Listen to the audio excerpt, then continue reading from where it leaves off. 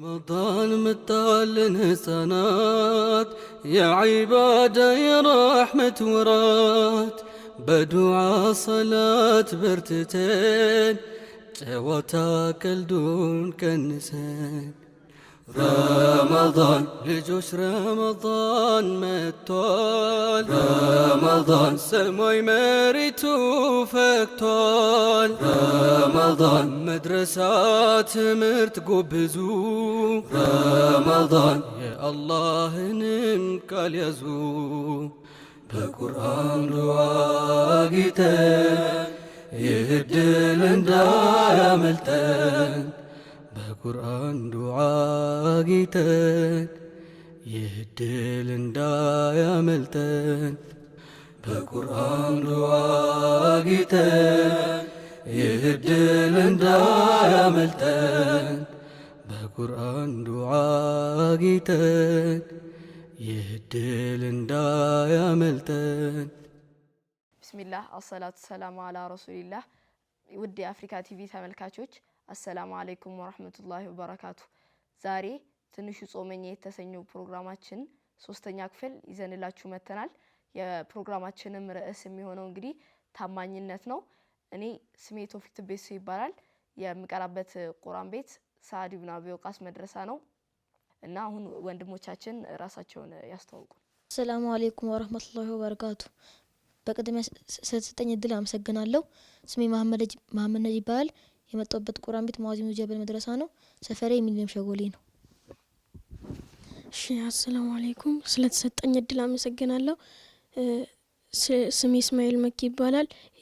የምቀራበት መድረሳ ሙአዚሙ ጀበል ነው። የምኖረው ሚሊኒየም ሸጎሌ። ቢስሚላህ ስሜ ማሂ መኪ ይባላል። የምቀራበት ቁርአን ቤት ሙአዚሙ ጀበል ይባላል። ሰፈሬ ሚሊኒየም ሸጎሌ። ቢስሚላህ ስለተሰጠኝ እድል አመሰግናለሁ። ስሜ ቢላል አህመድ ይባላል። የምቀራበት ቁርአን ቤት ሳዕድ አቢ ወቃስ ይባላል። የመጣሁት ከሸጎሌ ነው። እንግዲህ ወንድሞቻችን ራሳቸውን አስተዋውቀዋል። በመቀጠልም ወደ መጀመሪያው ጥያቄ እንገባለን። ጥያቄያችንም የሚሆነው እንግዲህ ከቤተሰብ ርቀን ማንም ከኛ አጠገብ ወይም ደግሞ ጓደኞቻችን ከኛ አጠገብ በማይኖሩበት ሰዓት ለምንድነው ታማኝ መሆን ያስፈልገው? ታማኝ የምንሆነው አላህ ሱብሃነሁ ወተዓላ ስለሚያየን ነው። እሺ ስለተሰጠኝ እድል አመሰግናለሁ። ታማኝ መሆን የሚያስፈልገው አላህ ሱብሃነሁ ወተዓላ ታማኝነትን ስለሚፈልግ ማለት ነው። ስለተሰጠኝ እድል አመሰግናለሁ። ታማኝ መሆን የሚያስፈልገው አላህ የትም ቦታ ብንሆን ያየናል። ታማኝ መሆኑ ጥቅሙ ለራሳችን ነው። ስለተሰጠኝ እድል አመሰግናለሁ።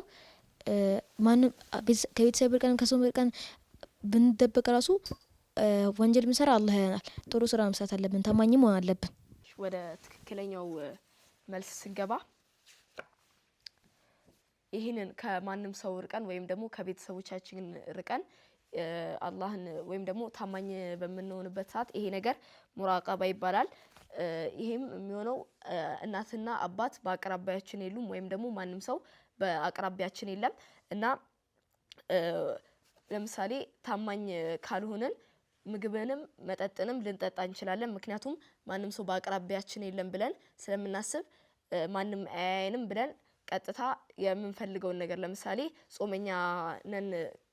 ጾመኛ ከሆነን እነሱ ስለሌሉ ውሃ ወይም ደግሞ ምግብ ልንበላ እንችላለን። ነገር ግን እነሱ ባያዩን አላህ ሱብሃነሁ ወተዓላ ስለሚያየን ይህንን ነገር በፍጹም ማድረግ የለብንም። በማንኛውም ሰዓት ማለትም ቤተሰቦቻችንም ጓደኞቻችንም ማንኛውም ሰው በሚኖርበትም በማይኖርበትም ሰዓት ሁሌ ታማኝ ነው መሆን ያለብን እና ከሐዲስ ደግሞ ማስረጃ ስናመጣ ምን ይላል? አንተ አብዱላህ ከአነከ ተራህ ፈኢን ለም ተኩን ተራሁ ፈኢነሁ የራህ። ይሄ ማለት ነው አላህን ሱብሃነሁ ወተዓላ ልክ እንደ አንተ እሱን እንደምታየው አድርገህ ልትገዛው ነው። ማለትም አንተ እሱን የምታየው ከሆነ ያው እሱ ያየኛል ብለህ ስለምታስብ ማንኛውንም ወንጀል ከመስራት ትጠበቃለህ። ለዛ እሱን እንደምታየው አድርገህ ልትገዛው ነው። ለምሳሌ እኔ እሱን አይቼ እሱን እንደማየው አድርጌ መገዛት አልችልም ካልከራሱ አንተ ባታየው ራሱ እሱ ስለማይክ ግዴታ ታማኝ መሆን አለብህ። እሱ ያዘዘህንና እሱ የከለከለህን ነገር መከልከል አለብህ ማለት ነው። እንዲሁም አላህ Subhanahu Wa Ta'ala ለኛ ውዳራ ያርጉልናል። እሳቸውም ረሱል ሰለላሁ ዐለይሂ ወሰለም ናቸው። እናም እሳቸው ከመላካቸው በፊት ቁረይሾች እሳቸው ላይ በጣም ይተማመኑባቸው ነበር። እናም እሳቸውን በጣም ያምኗቸው ነበር።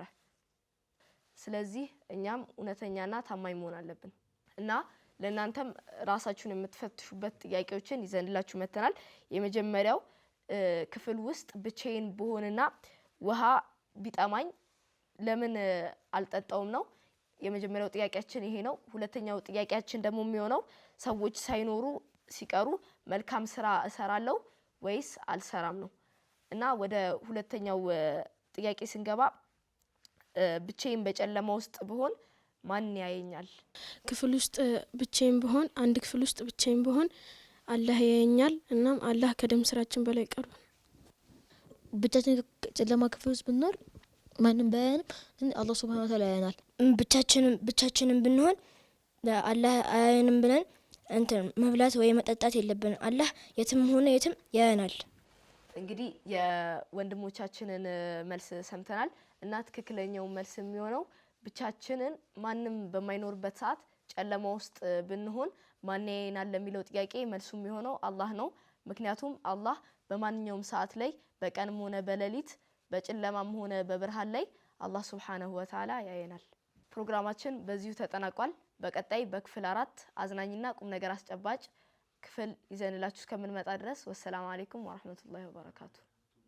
رمضان متعلن سنات يا عبادة يا رحمة ورات بدعاء صلاة برتتين جواتاك الدون كنسان رمضان لجوش رمضان متول رمضان سماي مريتو فكتول رمضان مدرسات مرت قبزو رمضان يا الله نمكال يزو بقرآن رواقتن يهدل اندايا ملتن በቁርአን ዱዓ ጌተን ይህድል እንዳያመልጠን በቁርአን ዱዓ ጌተን ይህድል እንዳያመልጠን